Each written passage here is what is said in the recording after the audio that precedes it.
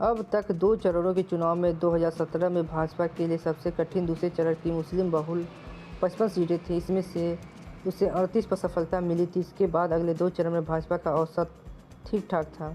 तीसरे चरण में 16 जिलों में 59 में से 49 सीटें मिली थी। इस तरह से जाट बहुल, मुस्लिम बहुल के बाद भाजपा अब यादवगढ़ में समाजवादी पार्टी को चुनौती दे रही है। हालांकि सपा के राष्ट्रीय अध्यक्ष अखिलेश यादव ने बहुत संभलकर प्रत्याशी उतारे हैं।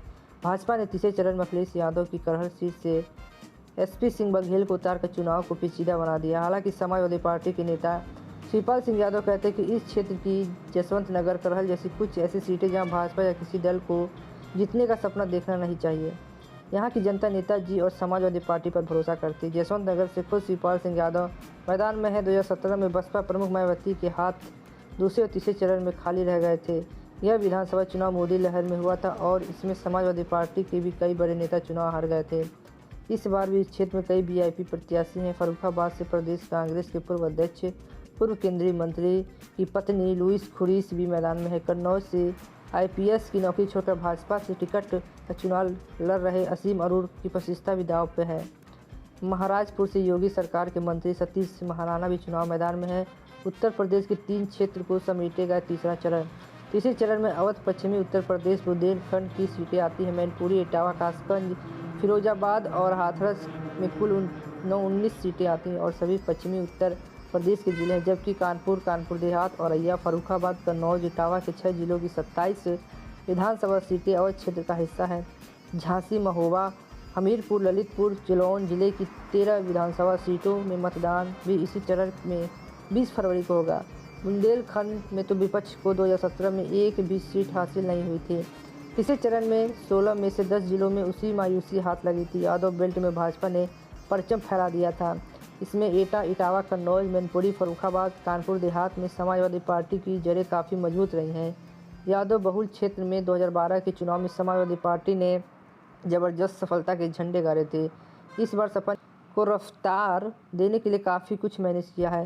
प्रत्याशियों से लेकर अखिलेश यादव ने संवेदनशीलता बरती है। तीसरे चरण में यादव, साख, कुर्मी, लोधी, कुशवाहा कई सीटों पर प्रभावी भूमिका में रहते हैं। सपा को ऑक्सीजन देने वाले कुछ मुद्दे।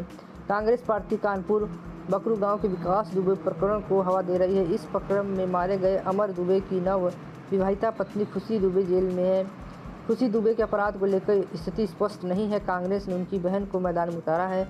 अखिलेश यादव इसे मुख्यमंत्री योगी आदित्यनाथ के बुलडोजर से जोड़कर तंज कस देते हैं। इस मुद्दे को ब्राह्मणों को लेकर योगी सरकार के रुख से जोड़ा जाता है। इसके समांतर कांग्रेस और समाजवादी पार्टी दोनों गृह राज्य मंत्री अजय मिश्र टेनी के बेटे आशीष मिश्र की रिहाई को मुद्दा बना रही है। आशीष मिश्रा पर लखीमपुर खीरी में किसानों को इरादत गाड़ी चढ़ाने और उन्हें जान माल का नुकसान पहुंचाने का आरोप है। हाथरस के दुष्कर्म पीड़ित के शव को आधी रात को बिना परिवार की अनुमति से जला दिया गया था। कांग्रेस महासचिव प्रियंका गांधी की पहल पर यह राष्ट्रीय मुद्दा बन गया था। इस मुद्दे को उठाकर विपक्ष मुख्यमंत्री योगी आदित्यनाथ के शासन की कलई खोलने में जुटा है। भाजपा अखिलेश के राज्य में सपा के आतंक का मुद्दा उठाकर मतदाताओं को लुभाने में लगी है। भाजपा को क्यों अहम है तीसरे चरण? पिछले 2 चरणों में मतदाता का प्रतिशत कम रहा है। दोनों चरणों में 2022 का चुनाव भाजपा को थोड़ा कठिन माना जा रहा है। भाजपा के नेता भी यहाँ 2017 की स्थिति दोहराने का दावा नहीं कर पा रहे हैं। समाजवादी पार्टी और रालोद के नेताओं का कहना है कि चुनाव में जातिगत मुद्दे प्रमुखता से हैं।